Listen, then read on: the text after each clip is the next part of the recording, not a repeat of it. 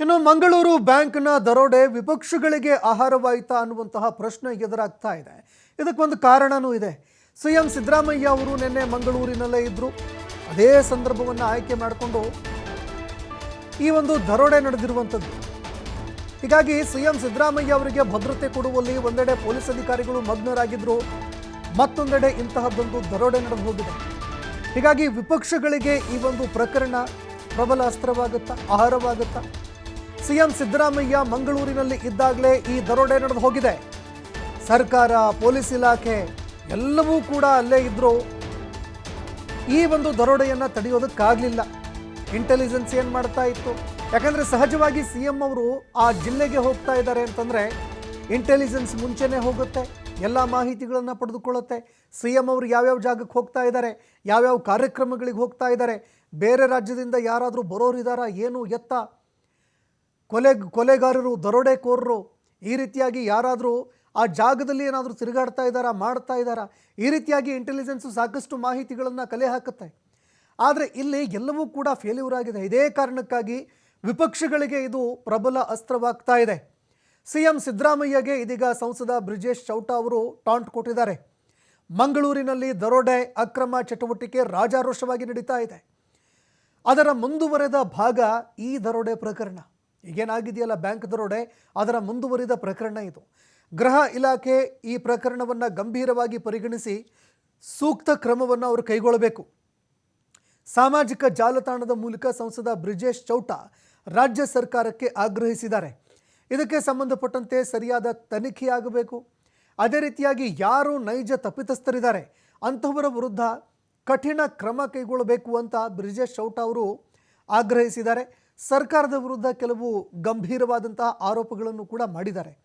ಯಾಕಂದರೆ ಸಿಎಂ ಸಿದ್ದರಾಮಯ್ಯ ಅವರು ಮಂಗಳೂರಿನಲ್ಲೇ ಇದ್ದಂತಹ ಸಂದರ್ಭದಲ್ಲಿ ಈ ದರೋಡೆ ಆಗಿರುವಂಥದ್ದು. ಇದೇ ಕಾರಣಕ್ಕಾಗಿ ವಿಪಕ್ಷಗಳಿಗೂ ಕೂಡ ಇದು ಅಸ್ತ್ರವಾಗಿ ಪರಿಣಮಿಸ್ತಾ ಇದೆ. ಈ ಬಗ್ಗೆ ಮತ್ತಷ್ಟು ಮಾಹಿತಿ ಕೊಡ್ತಾರೆ ಪ್ರತಿನಿಧಿ ಆದಿತ್ಯ, ನೇರ ಸಂಪರ್ಕದಲ್ಲಿ ಜಾಯ್ನ್ ಆಗಿದ್ದಾರೆ. ಆದಿತ್ಯ, ಸಹಜವಾಗಿ ನಿನ್ನೆ ಸಿಎಂ ಅವರು ಕೂಡ ಮಂಗಳೂರಿನಲ್ಲಿದ್ದರು, ಮತ್ತೊಂದೆಡೆ ಪೊಲೀಸ್ ಇಲಾಖೆ ಕೂಡ ಇತ್ತು. ಇನ್ನು ಸಿಎಂ ಅವರು ಬರ್ತಾ ಇದ್ದಾರೆ ಅಂತಂದರೆ ಸಹಜವಾಗಿ ಇಂಟೆಲಿಜೆನ್ಸು ಎಲ್ಲ ಮಾಹಿತಿಗಳನ್ನು ಕೂಡ ಕಲೆ ಹಾಕುತ್ತೆ. ಆದರೆ ಯಾರ ಗಮನಕ್ಕೂ ಇಂತಹದ್ದೊಂದು ಘಟನೆ ನಡೆಯುತ್ತೆ ಅನ್ನುವಂಥದ್ದು ಕೂಡ ಬರೋದಿಲ್ಲ. ದರೋಡೆ ಮಾಡಿದವರು ಎತ್ತ, ಏನು, ಯಾವ ರೀತಿಯಾಗಿ ಮಂಗ ಮಾಯ ಆದರೂ ಇದಕ್ಕೂ ಸಂಬಂಧಪಟ್ಟಂತೆ ಮಾಹಿತಿ ಲಭ್ಯವಾಗೋದಿಲ್ಲ. ವಿಪಕ್ಷಗಳಿಗೆ ಈ ಒಂದು ಘಟನೆ ಆಹಾರವಾಗಿ ಪರಿಣಮಿಸಬಹುದಾ, ಅಸ್ತ್ರವಾಗಿ ಪರಿಣಮಿಸಬಹುದಾ? ತನಿಖೆ ಎಲ್ಲಿವರೆಗೆ ಬಂದಿದೆ? ಈ ಬಗ್ಗೆ ಮತ್ತಷ್ಟು ಮಾಹಿತಿ ಕೊಡೋದಾದರೆ.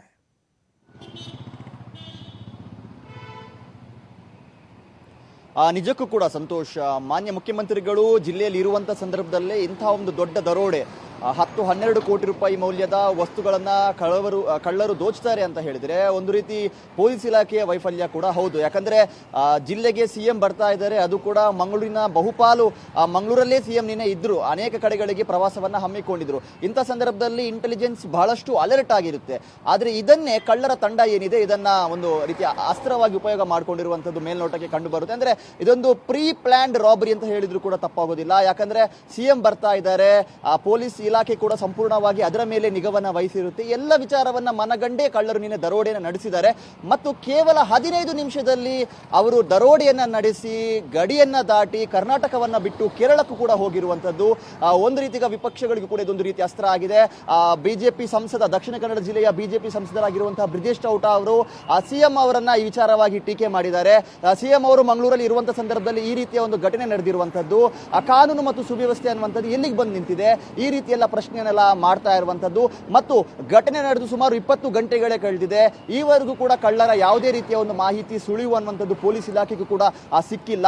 ಮತ್ತು ಅಷ್ಟು ಸಲೀಸಾಗಿ ಸುಮಾರು 10-12 ಕೋಟಿ ರೂಪಾಯಿ ಮೌಲ್ಯದ ಚಿನ್ನಾಭರಣಗಳನ್ನ ಒಂದು ಟೋಲ್ ಗೇಟ್ ಅನ್ನ ದಾಟಿ, ಅದು ಕೂಡ ಕರ್ನಾಟಕದ ಗಡಿ ಪ್ರದೇಶವನ್ನ ದಾಟಿ ಕೇರಳಕ್ಕೆ ಕಳ್ಳರು ಹೊತ್ತೊಯ್ತಾರೆ ಅಂದ್ರೆ ವ್ಯವಸ್ಥೆ ಎಲ್ಲಿಗೆ ಬಂದು ನಿಂತಿದೆ, ಯಾಕೆ ಈ ತರ ಒಂದು ಎಡವಟ್ಟು ಆಗಿದೆ, ಎಲ್ಲವೂ ಕೂಡ ಈಗ ಸದ್ಯ ಚರ್ಚೆಗೆ ಬಂದಿರುವಂತದ್ದು.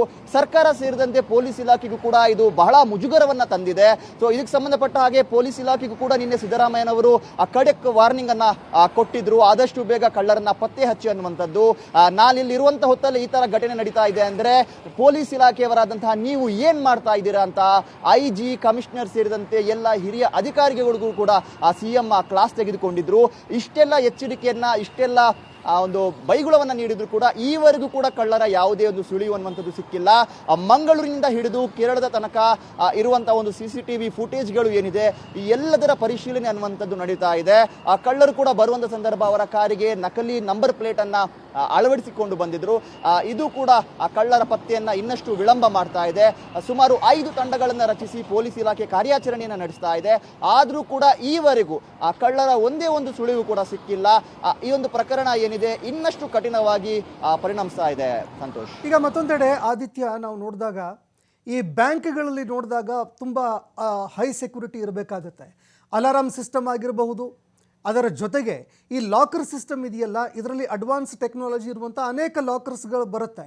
ಮತ್ತೊಂದೆಡೆ ಸೆಕ್ಯೂರಿಟಿ ಅನ್ನುವಂಥದ್ದು ಕೂಡ ಈ ಬ್ಯಾಂಕ್ನಲ್ಲಿ ಇರಲಿಲ್ಲ ಅನ್ನುವಂಥದ್ದು ಕೂಡ ಗೊತ್ತಾಗ್ತಾ ಇದೆ. ಮತ್ತೊಂದೆಡೆ ಮಂಗಳೂರಿನಲ್ಲಿ ಇನ್ನೂ ಅನೇಕ ಬ್ಯಾಂಕ್ಗಳಲ್ಲಿ ಇದೇ ರೀತಿಯಾದಂಥ ಒಂದು ವಸ್ತುಸ್ಥಿತಿ ಇದೆ ಅನ್ನುವಂಥದ್ದು ಕೂಡ. ಇಲ್ಲಿ ಬ್ಯಾಂಕ್ ಅಧಿಕಾರಿಗಳ ನಿರ್ಲಕ್ಷ್ಯ, ಅದೇ ರೀತಿಯಾಗಿ ಬೇರೆ ಬೇರೆ ಬ್ಯಾಂಕ್ಗಳಲ್ಲೂ ಕೂಡ ಇದೇ ರೀತಿಯಾದಂಥ ನಿರ್ಲಕ್ಷ್ಯ. ಯಾಕಂದರೆ ಜನ ದುಡ್ಡು ಇಟ್ಟಿರ್ತಾರೆ, ತಮ್ಮ ಇಡೀ ಜೀವಮಾನ ಪೂರ್ತಿ ಅವರು ದುಡಿದಿರುವಂತಹ ದುಡ್ಡನ್ನು ಇಟ್ಟಿರ್ತಾರೆ. ಅದಕ್ಕೆ ಎಷ್ಟರ ಮಟ್ಟಿಗೆ ಸೆಕ್ಯೂರಿಟಿ ಇದೆ?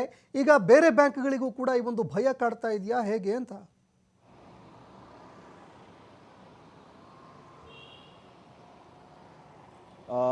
ಸಂತೋಷ, ನಿಜವಾಗ್ಲು ಈ ದಕ್ಷಿಣ ಕನ್ನಡ ಜಿಲ್ಲೆಯಲ್ಲಿ ಅತಿ ಹೆಚ್ಚು ಕೃಷಿಕರಿದ್ದಾರೆ.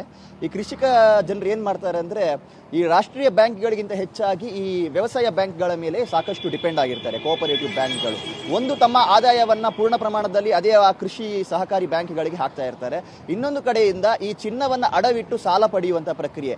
ಈಗ ನಿನ್ನೆ ನಡೆದಂತಹ ಬ್ಯಾಂಕ್ ರಾಬರಿಗೆ ಸಂಬಂಧಪಟ್ಟ ಹಾಗೆ ನೋಡೋದಾದ್ರೆ ಅಲ್ಲಿ ಬ್ಯಾಂಕ್ನ ಹಣ ಹೋಯಿತು ಅನ್ನೋದಕ್ಕಿಂತ ಹೆಚ್ಚಾಗಿ ಗ್ರಾಹಕರ ಚಿನ್ನಾಭರಣಗಳು ಹೋಗಿದೆ. ಹಣಕ್ಕಿಂತ ಹೆಚ್ಚಾಗಿ ಚಿನ್ನಾಭರಣಗಳು ಲೂಟಿಯಾಗಿರುವಂತದ್ದು.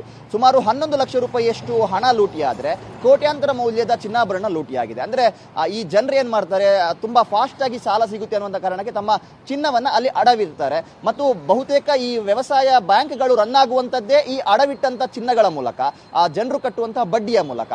ಮತ್ತು ಇವರ ಕಾರ್ಯವ್ಯಾಪ್ತಿ ಅನ್ನುವಂಥದ್ದು ಸೀಮಿತ ಪ್ರದೇಶಗಳಿಗೆ ಮಾತ್ರ ಇರುತ್ತೆ. ಹಾಗಾಗಿ ಅವರು ಕೂಡ ಈ ಭದ್ರತೆಯ ವ್ಯವಸ್ಥೆಯಲ್ಲಿ ಸ್ವಲ್ಪ ನಿರ್ಲಕ್ಷ್ಯವನ್ನು ತೋರುವಂಥದ್ದನ್ನು ನಾವು ನೋಡಬಹುದು. ನಿನ್ನೆ ಕೋಟೆಕಾರ್ ಬ್ಯಾಂಕ್ನಲ್ಲಿ ಸೈರನ್ ಆಗಲಿಲ್ಲ, ಸೈರನ್ ಇತ್ತು ಆದರೂ ಸೈರನ್ ಆಗಲಿಲ್ಲ. CC ಕ್ಯಾಮೆರಾ ಇದ್ರೂ ಕೂಡ ಸರಿಯಾದ ಸಮಯಕ್ಕೆ ಅದು ಉಪಯೋಗಕ್ಕೆ ಬರಲಿಲ್ಲ. ಮಠ ಮಧ್ಯಾಹ್ನದ ಹೊತ್ತು ದರೋಡೆ ನಡೆದರೂ ಕೂಡ ಅಲ್ಲಿ ಸೆಕ್ಯೂರಿಟಿ ಗಾರ್ಡ್ ಇರಲಿಲ್ಲ. ಮತ್ತು ಕೋಟ್ಯಾಂತರ ಮೌಲ್ಯದ ಚಿನ್ನಾಭರಣ ಇರುವಂತಹ ಬ್ಯಾಂಕ್ನಲ್ಲಿ ಕೇವಲ ಮಹಿಳಾ ಸಿಬ್ಬಂದಿಗಳು ಮಾತ್ರ ಇದ್ರು. ಮತ್ತೆ ಚಿನ್ನ ಮಾಪಕರು ಬಿಟ್ಟರೆ CCTV ಟೆಕ್ನಿಷಿಯನ್ ಇವರು ಮಾತ್ರ ಅಲ್ಲಿ ಪುರುಷರಿದ್ದು, ಮತ್ತೆ ಎಲ್ಲರೂ ಕೂಡ ಮಹಿಳೆಯರು. ಹೀಗಾದರೆ ಕತೆ ಏನು ಅಂತ. ಇನ್ನಾದರೂ ಕೂಡ ಈ ವ್ಯವಸಾಯ ಸಹಕಾರ ಬ್ಯಾಂಕ್ಗಳು ಏನಿದೆ ಇವರ ಭದ್ರತೆ ವ್ಯವಸ್ಥೆಯಲ್ಲಿ ಒಂದು ಬದಲಾವಣೆಗಳನ್ನ ಮಾಡ್ಕೊಳ್ಬೇಕು. ಇವರು ಯಾವುದೇ ರೀತಿಯ ರಾಜಿಯನ್ನ ಮಾಡ್ಕೋಬಾರ್ದು. ಯಾಕಂದ್ರೆ ನಿನ್ನೆಯ ಕಳ್ಳರು ಏನು ಟಾರ್ಗೆಟ್ ಮಾಡಿ ಬಂದಿದ್ರು ಅವರಿಗೆ ಎಲ್ಲ ವಿಚಾರಗಳು ಗೊತ್ತಿತ್ತು. ಒಂದು ಬ್ಯಾಂಕ್ನ ವಿಸ್ತೀರ್ಣ ಅನ್ನುವಂಥದ್ದು ತುಂಬಾ ಕಮ್ಮಿ ಇದೆ, ಆರಾಮಾಗಿ ಎಲ್ಲಿ ಚಿನ್ನಾಭರಣ ಇದೆ ಎಲ್ಲಿ ಹಣ ಇದೆ ಅನ್ನುವಂಥದ್ದು ಗೊತ್ತಾಗುತ್ತೆ. ಮತ್ತು ಸೆಕ್ಯೂರಿಟಿ ಸಿಬ್ಬಂದಿಯ ವ್ಯವಸ್ಥೆ ಇಲ್ಲ, ಇನ್ನೊಂದು ಕಡೆಯಿಂದ ಸೈರನ್ ಆಗಲಿಲ್ಲ. ನಿನ್ನ ಬ್ಯಾಂಕ್ನ ಅಧ್ಯಕ್ಷರ ಬಳಿ ಕೂಡ ಇದೇ ಪ್ರಶ್ನೆಯನ್ನು ಕೇಳಿದ ಸಂದರ್ಭ ಅವರು ಹೇಳ್ತಾರೆ, ಸಾಮಾನ್ಯವಾಗಿ ನಾವು ದಿನದ ಹೊತ್ತಲ್ಲಿ ಸೈರನ್ ಅನ್ನು ಆಫ್ ಮಾಡಿರ್ತೀವಿ, ಅದು ಆನ್ ಆಗೋದಿಲ್ಲ ಅಂತ. ಯಾಕೆ ಈ ತರ ಮಾಡ್ತಾರೆ ಅನ್ನುವಂಥದ್ದೇ ಈಗ ಸದ್ಯ ಮೂಡಿರುವಂತಹ ಅನುಮಾನ.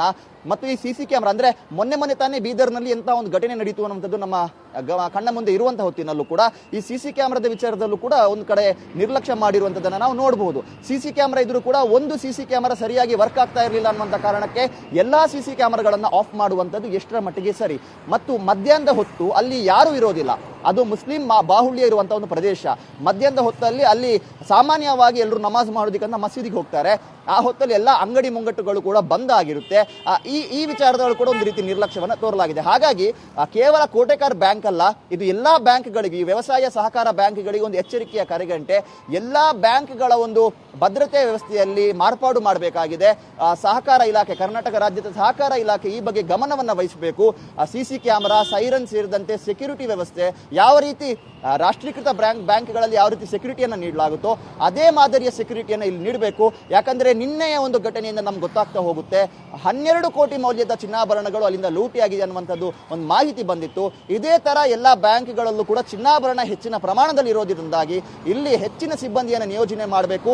ಈ ಭದ್ರತಾ ವ್ಯವಸ್ಥೆಯಲ್ಲಿ ಒಂದು ಕ್ರಾಂತಿಕಾರಿ ಬದಲಾವಣೆ ಆಗಬೇಕು ಅನ್ನುವಂಥದ್ದು ಈಗ ಗ್ರಾಹಕರು ಸೇರಿದಂತೆ ಜನಸಾಮಾನ್ಯರ ಒಂದು ಆಗ್ರಹ ಕೇಳಿ ಬರ್ತಾ ಇದೆ. ಸಂತೋಷ್, ಧನ್ಯವಾದಗಳು ಆದಿತ್ಯ ನಿಮ್ಮೆಲ್ಲ ಮಾಹಿತಿಗೆ.